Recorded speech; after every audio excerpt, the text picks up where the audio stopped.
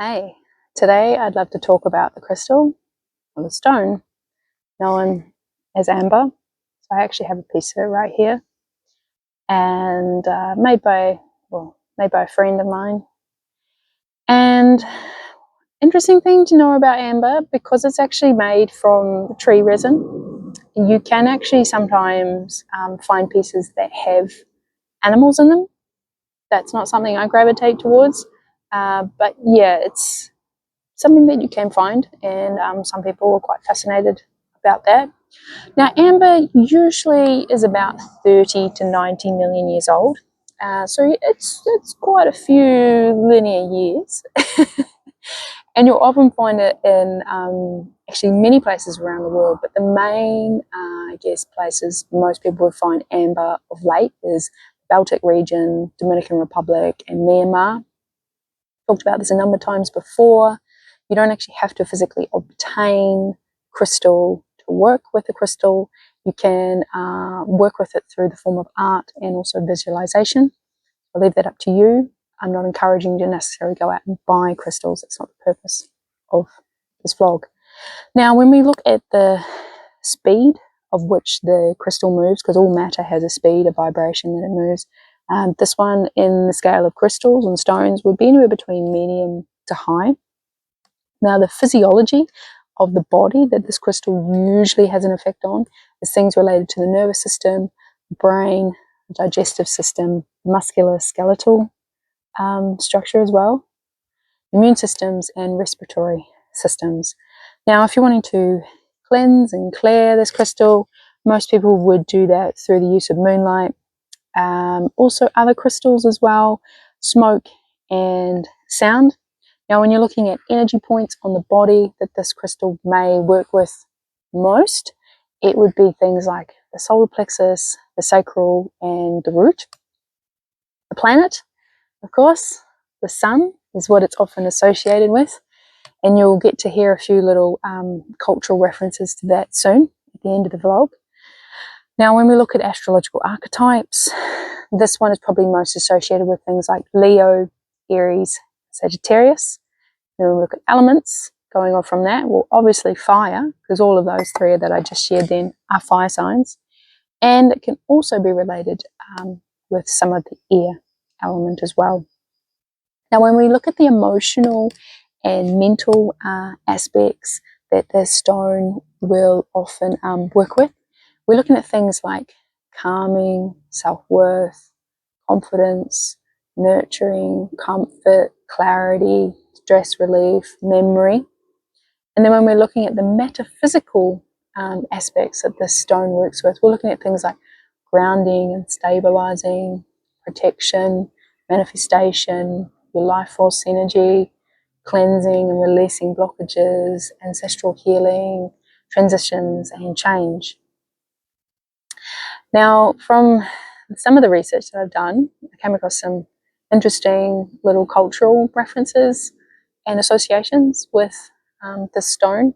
And this stone is probably one of my favorite stones. I'm just so fascinated with like trees, plants, and I think that's my main gravitation towards it. You know, this is a resin from a tree this one's actually from Mexico, and it's about 45 million years old. So yeah, I'm just amazed by that. And so if we look at the Baltic region and have a look at some of their more older cultural stories, this stone is often associated with the god of the north, as they call it. Probably not in English terms, but that's how it translates. And they say these are the frozen tears of the sun. Now, when we go into Greek and Roman culture, you know, back in the day, it's funny we say back in the day, because it's like, what day? But I'm sure you get what I mean.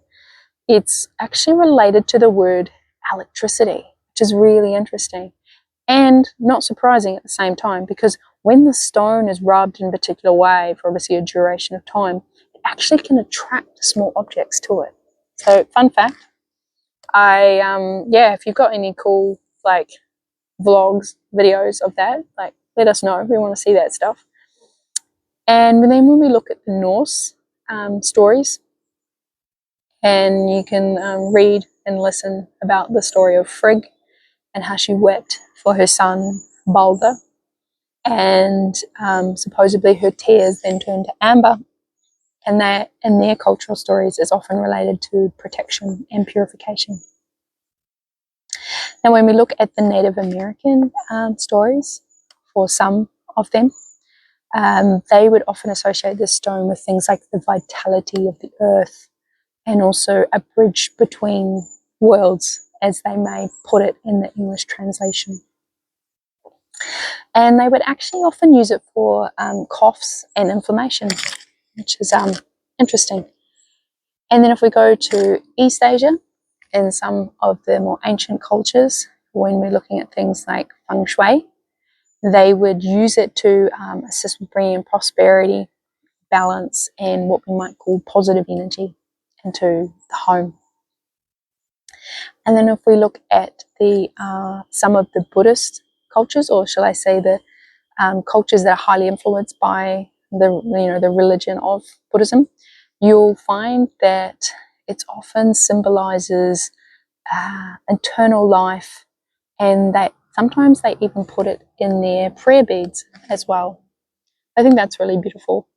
So yeah, it's an interesting one, because most stones, when we look at them, it's through around like a formation of a number of like minerals, right? Whereas this one it starts out from an actual tree resin. I just love it. Most of the crystals that I really like sort of at like the opposite end of something like moldavite. I think I've spoken about this before, how I went into a crystal store and the guy was like trying to sell me moldavite, and I walked out with Ortheicus, which was like a fossilized stone of a little water being from hundreds of millions of years ago. So when you're looking at the speed and the vibration of the stone, like these stones are a little bit lower than something like moldavite. Moldavite's like very extraterrestrial, very fast, and it vibrates, probably one of the highest readings of vibration of a stone. Yeah. So if you've got any crystals or stones that you'd like us to talk about some more here, welcome to leave that in the comment section down below if you've got any questions as well, and we'll see you in the next vlog.